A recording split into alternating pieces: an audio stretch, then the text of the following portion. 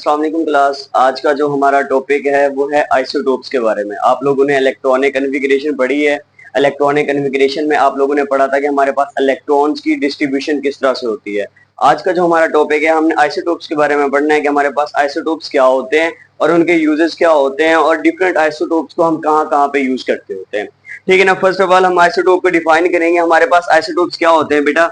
ऐसे एलिमेंट जिनका आपके पास क्या होता है, सेम एटॉमिक नंबर होता है, ठीक है ना, बट उसका जो मैस नंबर होता है वो हमारे पास क्या होता है, डिफरेंट होता है। अब हम बात करेंगे कि हमारे पास एटॉमिक नंबर सेम किस तरह से होता है और मैस नंबर हमारे पास डिफरेंट किस तरह से होता है। अब देखते हैं फर्स्ट हमारे पास कि आपके पास कोई भी हम एलिमेंट ले लें, ठीक है ना। जैसा कि हमारे पास क्या हो गया, कार्बन हो गया, जैसे कि आप लोगों के पास हाइड्रोजन हो गया, जैसे कि आप यूरेनियम की बात करते हैं, ठीक है ना। फर्स्ट हम एग्जांपल ले लेते हैं कि हमारे पास किस तरह से हम आइसोटोप बना सकते हैं, किस तरह से उनका सेम एटॉमिक नंबर होता है, ठीक है ना। अब देखिए हमारे पास एटॉमिक नंबर सेम किस तरह से होगा। आप लोगों को पता है कि कार्बन कार्बन का जो एटॉमिक नंबर होता है वो 6 होता है और उसका एटॉमिक जो मैस होता है वो हमारे पास क्या होता है, वो 12 होता है, ठीक है ना। एटॉमिक नंबर आपके पास क्या रहता है, कार्बन का 6 रहता है और एटॉमिक मैस उसका क्या रहता है, 12 रहता है।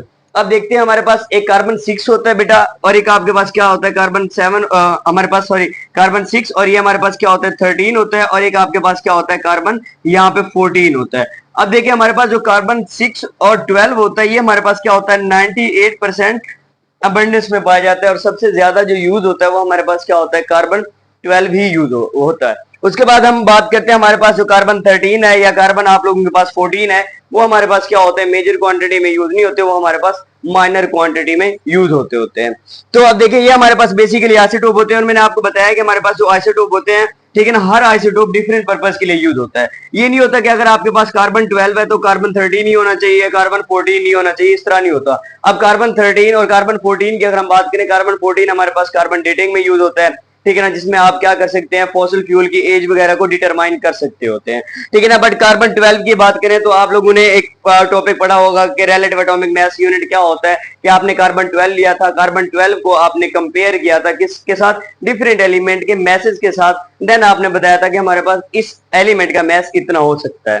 तो ये हमारे पास थोड़ा सा इसका इंट्रोडक्शन था कि हमारे पास क्या होते हैं, इसकी डेफिनेशन थी कि सेम एटॉमिक नंबर होता है बट उसका जो मैस नंबर रहता है हमारे पास क्या होता है, वो डिफरेंट रहता होता है। मैंने आपको एग्जांपल दे दी कार्बन की। अगर हम एक और एग्जांपल है, हमारे पास क्या होता है, हाइड्रोजन होता है, आप लोगों के पास क्या होता है, वन, आपके पास क्या होता है, वन वन होता है। देन आपके पास इसको हम प्रोटियम का नाम देते हैं। देन हम क्या करते हैं, हम ड्यूट्रियम, आपके पास क्या होता है, यहाँ पे 2 आ जाता है, यहाँ पे आप लोगों के पास क्या होता है, और ट्राइट्रियम, ठीक है ना, 3 आ जाता है। मीन्स कि आपके पास क्या होता है, यहाँ पे एटॉमिक मैस उसका चेंज होता रहता है, ठीक है ना। सिंपल सी बात है कि हमारे पास क्या होगा, उसका एटॉमिक मैस चेंज होगा। तो अब देखिए हमारे पास जो प्रोटियम है या ड्यूट्रियम है या ट्राइट्रियम है, ये हमारे पास क्या होते हैं, डिफरेंट पर्पस के लिए यूज होते हैं और इनको हम क्या करते हैं, डिफरेंट पर्पस के लिए यूज करते हैं। दैट्स व्हाई इनके आइसोटोप्स होते हैं। अब नेक्स्ट चैप्टर में जब जाएंगे, थर्ड चैप्टर में, वहां पे इंट्रोडक्शन में पढ़ेंगे कि हमारे पास क्या था कि आइसोटोप्स कितने ही जरूरी थे। जब हमारे पास साइंटिस्ट ने डिफरेंट लॉजिक्स दिए थे, डिफरेंट थ्योरी दी थी, बाद में रिजेक्ट हो गई थी, वो किस बिहार पे रिजेक्ट हुई थी, वो इन आइसोटोप्स की ही बिहार पे रिजेक्ट हुई थी कि अभी इनकी डिस्कवरी बाकी थी या इनके लिए खाली स्पेसेस, एम्प्टी स्पेसेस नहीं छोड़ी गई थी।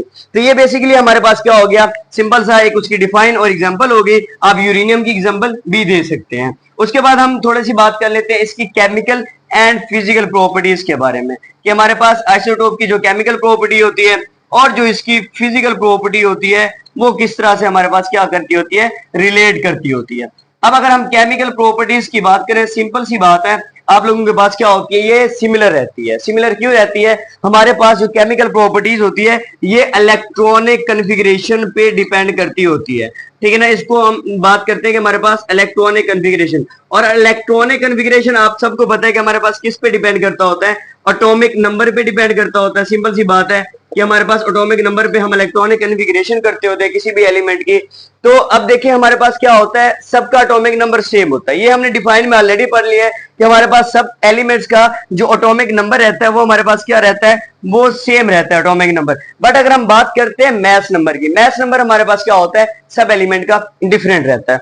तो अब इसकी जो केमिकल प्रॉपर्टीज होती है वो एटॉमिक नंबर पे डिपेंड करती है, दैट्स व्हाई वो हमारे पास क्या होती है, सेम होती है। सिंपल सी बात है। उसके बाद अगर हम इसकी फिजिकल प्रॉपर्टीज की बात करें कि हमारे पास फिजिकल प्रॉपर्टीज इसकी किस तरह से बिहेव करती होती है, वो हमारे पास डिफरेंट रहती है। अब फिजिकल प्रॉपर्टी हमारे पास डिफरेंट क्यों होती है, क्योंकि वो मैस नंबर पे डिपेंड करती है। ठीक है ना, कैसे आप सबको पता है कि हमारे पास क्या होता है, मैस नंबर आइसोटोप में चेंज होता है। मैंने आपको बताया कि हमारे पास क्या होता है, कार्बन 12 होता है, कार्बन 13 होता है, कार्बन 14 होता है, तो मैस नंबर चेंज हो रहा है बट एटॉमिक नंबर उसका सिमिलर है। दैट्स व्हाई हम कह सकते हैं कि हमारे पास उसकी जो फिजिकल प्रॉपर्टीज होती है आइसोटोप्स की वो डिफरेंट होती है, क्योंकि वो मैस नंबर पे डिपेंड कर रही होती है।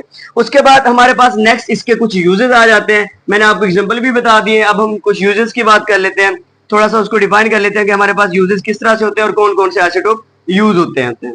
अब देखिए फर्स्ट यूज में अगर आप बात करते हैं तो आपके पास क्या आ जाता है, रेडियोथेरेपी आ जाता है। अब रेडियोथेरेपी की बात करते हैं, हमारे पास क्या होता है रेडियोथेरेपी। अब देखिए रेडियो का मतलब होता है आपके पास रेडिएशन, ठीक है ना, रेडियो का मतलब होता है आपके पास रेडिएशन, और थेरेपी का मतलब क्या होता है आपके पास किसी भी चीज का जो ट्रीटमेंट होता है।